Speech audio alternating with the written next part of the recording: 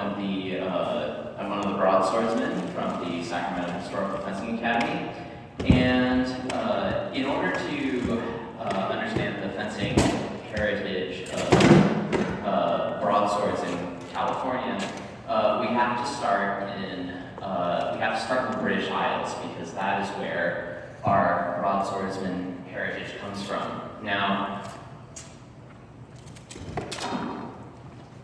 in the 18th century, the broadsword, when somebody said broadsword, what they really meant was a single-handed sword whose primary method of attack was cutting. Now, in the British Isles, that sword was this weapon. This is the basket-hilted broadsword. It is also known as the highland broadsword because it was a particularly favored weapon of the Scottish Highlanders. Now, during the Napoleonic Wars, at the turn of the 19th century, the British Army needed to train a lot of fresh recruits in swordsmanship, both their officer class and their cavalry. And so what they did was they took the fencing method used by the Scottish Highlanders and simplified it and made it easier to use. Now, this fencing method could still be used with a Scottish Highland broadsword, but it could also be used with the new fashionable sword on the military scene, the military saber. Woo. And so, in the 19th century, after America got its independence from Great Britain, whenever you see the American fencing writers talking about broadswordsmen, they are referring to this weapon. This, as far as Americans are concerned, is a broadsword. So, in the 19th century, the United States did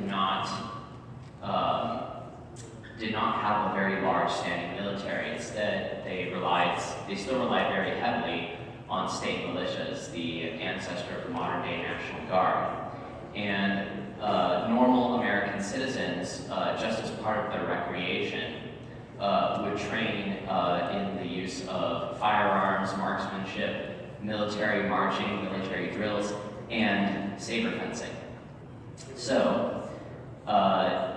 there were manuals that were available to the general public on the use of the saber, if you so chose. And meanwhile, for the official, professional United States military, the broadswordsmanship style developed in Britain during the Napoleonic Wars was adopted in 1850, the same year that California became the 31st state. The broadswordsmanship system of Charles Roworth and Henry Angelo Sr. was adopted as the official saber fencing system at the U.S. Military Academy at West Point by a man named Henry Constantine White. So we're going to demonstrate a little bit of the 19th century Anglo-American saber fencing style. And Luis is going to be my partner here. So there's going to be a couple things to look out for. Luis, if you don't mind stepping into the ring. So the first thing to look out for is that broadswordsmen are very fond of engaging with the opponent with this position. It's called the hanging guard, because the point hangs down. Now, this was favored as being very, very defensive because it is able to guard against almost any cut. So if I cut at Luis's head, he's pretty well protected. If I cut at his sides, he's protected. His other side, he's also protected. Another thing to look out for is that saber fencing is what's called a parry-riposte system. So if I deliver attack, Luis is going to defend it, and then I'm not usually going to try and do anything else because Luis is probably going to try and attack me back. So, Luis, if you want to, and then I'll defend myself, and it's going to go back and forth a lot like that.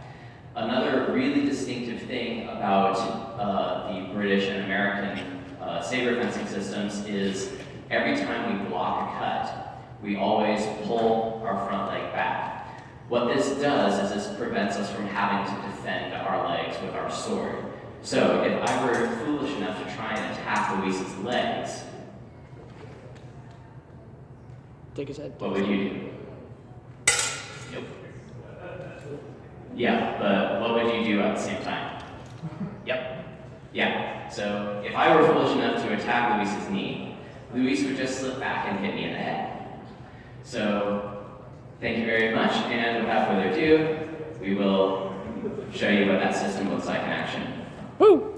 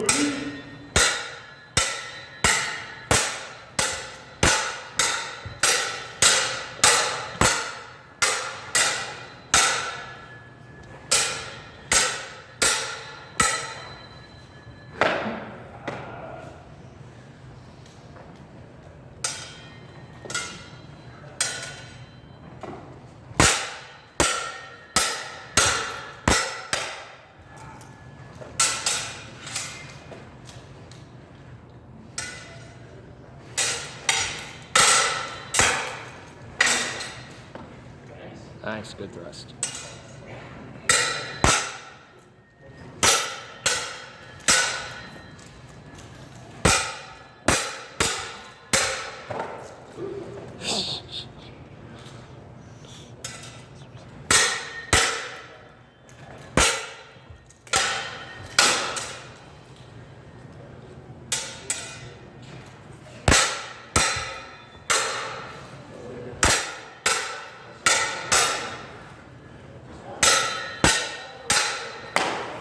Ooh, good cut.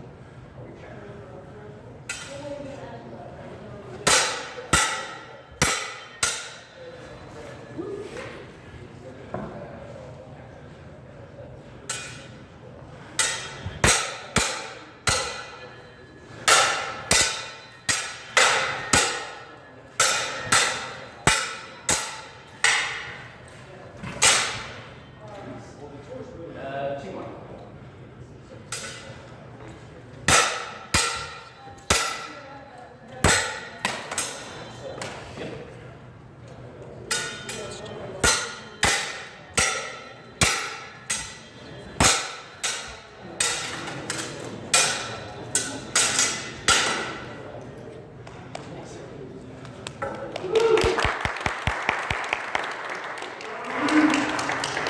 And that was a demonstration by Andrew and Luis from the Sacramento Historical Fencing Academy's broadsword study group. Thank you.